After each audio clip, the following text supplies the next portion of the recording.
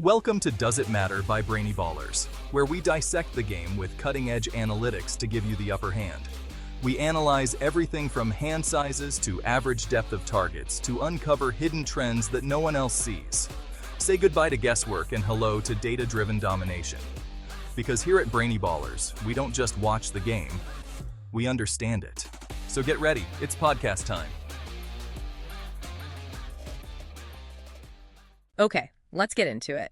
Today we're doing a deep dive into statistical scouting. Specifically, we're focusing on the tight end position. Right. And our mission here is to take just one single metric, the burst score, which we sourced from Player Profiler, and see if it can really predict elite NFL production. And what's interesting is what that metric actually measures.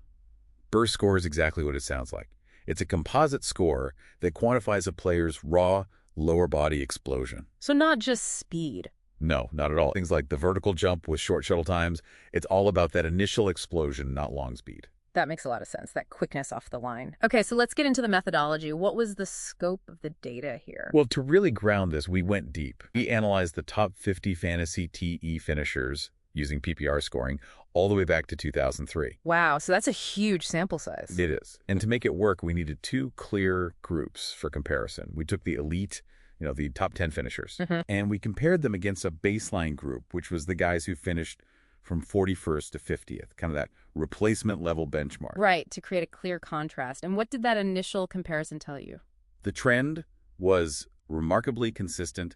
Higher burst scores just flat out translate to higher fantasy point totals. How consistent are we talking? In 13 of the last 15 seasons, so what's that, like 86.7% of the time, the top 5 fantasy finishers had way better burst metrics than the guys in that bottom tier. Okay, but I have to be a little bit of a skeptic here. Go for it. We know higher is better for most athletic metrics. Isn't that just sort of survivor bias? Why do we need a specific benchmark? That's a really good question because you're right. But just saying higher doesn't filter out the noise. The one-hit wonders. Exactly, the one-hit wonders. Right. We needed a number that maximized top-level consistency.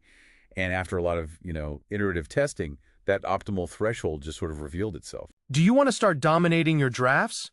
At BrainyBallers.com, we've researched every metric under the sun for you to find which ones are best linked to fantasy points. You can access hundreds of metrics to sharpen your scouting abilities so you know which metrics matter and which are just noise. Stop guessing on which thresholds to look for within each metric. Big numbers can be misleading or irrelevant.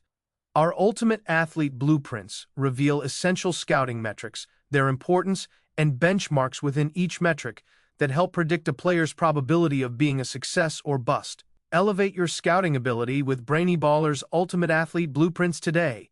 Click the link in the description. Now back to the show. 116.0 and above. That's the score that minimizes the variance and pinpoints the guys with consistent elite potential. So we found the magic number. How does using that specific score actually change how you scout a player? Well, it gives you a crucial, actionable insight. If you adjust your benchmark to that 116.0 score, you find that those players have a 14.8% higher appearance rate in the top 10. Compared to the bottom group. Compared to the baseline bottom group, yes. So think about it. When you're scouting and you're torn between two prospects with similar projected volume, the guy with the burst score over 116.0 is your tiebreaker. That is your statistical tiebreaker. Exactly. I understand the consistency, but how strong is the statistical proof? How do we know this isn't just a fluke in the data? We confirmed it. We used the Pearson correlation coefficient. They were measured out to 0.137. Okay, so for anyone listening, what does 0.137 actually mean in this context?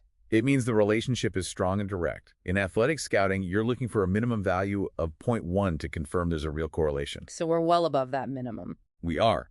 It absolutely confirms a strong link between burst and high-end production. And to give that number some real-world context, because it can feel a bit abstract, let's compare it to something everyone accepts as gospel. Like QB draft capital. Right, the gold standard for scouting.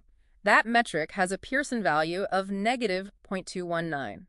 So what we're saying is the tight end burst score at 0.137 is a stronger positive predictor. That's what the data says. It's immense. The methodology worked. The core takeaway for you is using that 116.0 threshold to maximize high ceiling potential. So wrapping this all up, the real power isn't just knowing the number, 116.0. It's about the process used to find it, right? All that testing to find the precise optimal threshold for success. Exactly. And that's really the thought I want to leave you with. Okay.